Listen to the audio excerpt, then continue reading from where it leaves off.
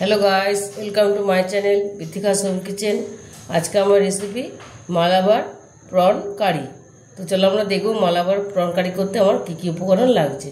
প্রথমে এখানে আমি চিংড়ি মাছ নিয়ে নিয়েছি 400 গ্রাম মতো, বেছে ধুয়ে পরিষ্কার করে নুন আর হলুদ মাখিয়ে রেখেছি। আর নিয়েছি এখানে পেঁয়াজ কুচি, আদা রসুন গ্রেট করা, টমেটো কুচি, কারি পাতা,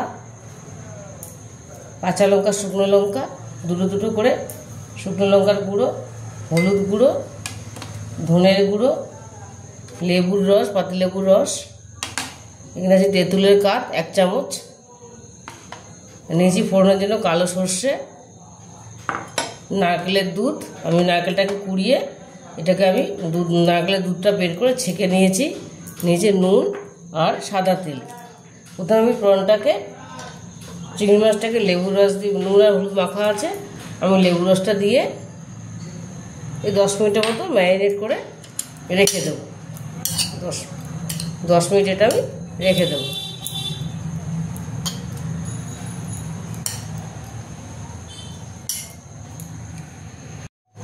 দেখো চিংড়ি মাছটা আমার 10 মিনিট ম্যারিনেট হয়ে গেছে। এবার আমি রান্নাটা বসাবো। দেখো কড়াইটা আমি বসিয়ে দিয়েছিলাম, গরম হয়ে গেছে। এর মধ্যে আমি অল্প সাদা তেল দিয়ে দেবো। এই সাদা তেল আমি দিয়ে দিলাম।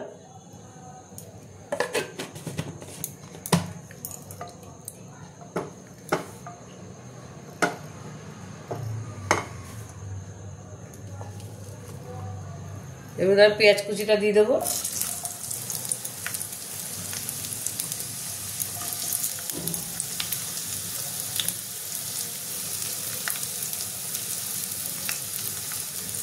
পেঁয়াজ কুচি, এর মধ্যে আমি কারি পাতা দেবো।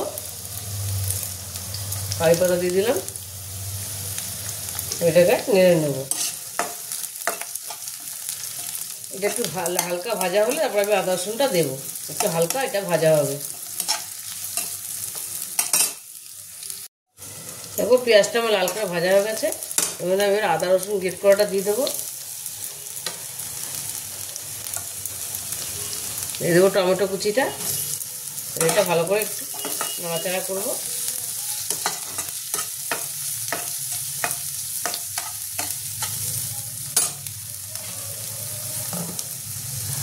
এবার তেঁতুলের কাঠটা দেবো।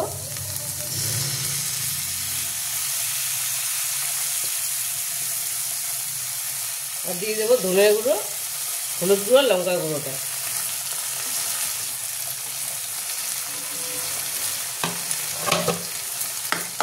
এটাকে আমি একটু কষিয়ে নেব, ভালো করে একটু ভেজে নেব।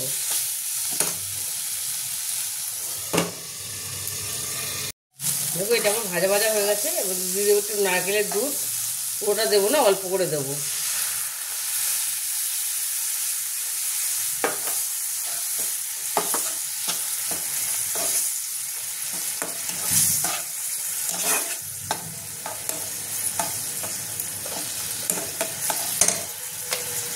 ঢেকে দেবো। দেখো এটা একটু ফুটে গেছে। এই মশলাটা আমি এবার নামিয়ে নেবো। গ্যাসটা বন্ধ করে দেবো। মশলাটা নামিয়ে আমি মিক্সিতে পেস্ট করে নেব। মিক্সিতে আমি ঠান্ডা করে মিক্সিতে পেস্ট করে আবার ফিরে আসছি। দেখো কড়াইটা আমি ধুয়ে পরিষ্কার করে আবার বসিয়ে দিয়েছি। আমি এর মধ্যে দিয়ে দেবো তেল। অল্প করে তেল দেবো, আগেরটা তেল ছিল বলে।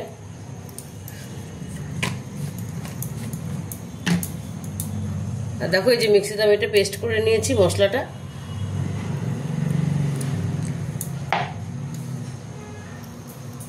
এবার আমি ফোড়ন দেব।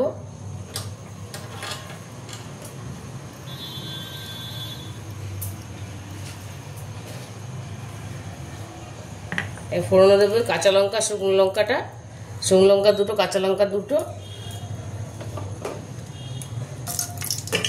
আর দিয়ে দেবো কারি পাতাটা।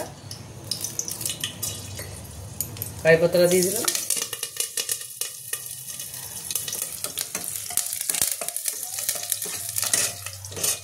দিয়ে দেবো কালো সর্ষে ফোড়নটা দিয়ে দেবো।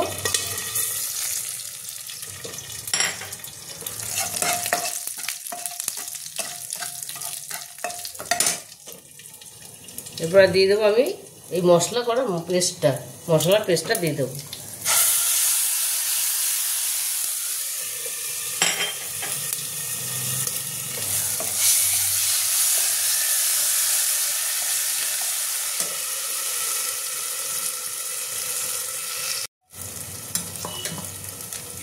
মিক্সি ধোয়া জলটা আমি দিয়ে দেবো। মিক্সিতে জলটা ধুয়ে আমি দিয়ে দিলাম মিক্সির জলটা।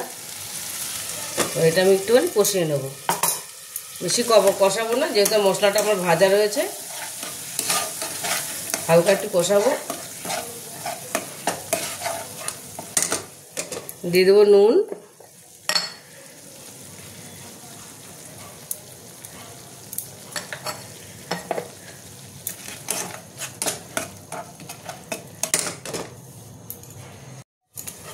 দেখো মশলাটা আমার কষে গেছে, তেল ছেড়ে দিয়েছে। চিংড়ি মাছটা দিয়ে দেবো। চিংড়ি মাছটা দিয়ে একটু ভাজবো। চিংড়ি মাছটা ভাজতে ভুলে গেছি, তোমরা একটু আলাদা করে ভেজে নেবে যদি চাও। আমি এবার মশলার মধ্যে দিয়ে একটু কষিয়ে নেবো। মাছটা একটু ভাজা ভাজা করে নেবো এর সঙ্গে দিয়ে।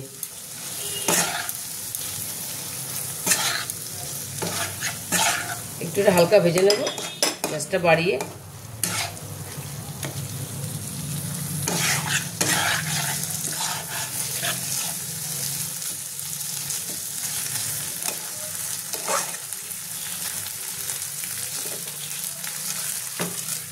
ঢেকে দেবো। দেখো মাছটা আমার ভাজা ভাজা হয়ে গেছে, সুন্দর তেল ছেড়ে দিয়েছে। যেহেতু নারকেলের দুধ রয়েছে, এবার আমি নারকেলের দুধটা আবার বাকিটা দিয়ে দেবো। এই যে বাকিটা আমি দিয়ে দিলাম। দারুণ লাগে এটা খেতে, ভীষণ ভালো হয় খেতে। এটা তোমরা বাড়িতে অবশ্যই বানাবে।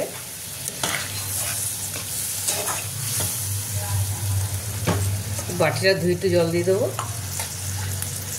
মিক্সির জলটা। এটা একদম শুকনো শুকনো হবে না, একটু গ্রেভি রাখবে, তাহলে ভালো লাগে খেতে। এবার এটা একটুখানি আমি ঢেকে দেবো।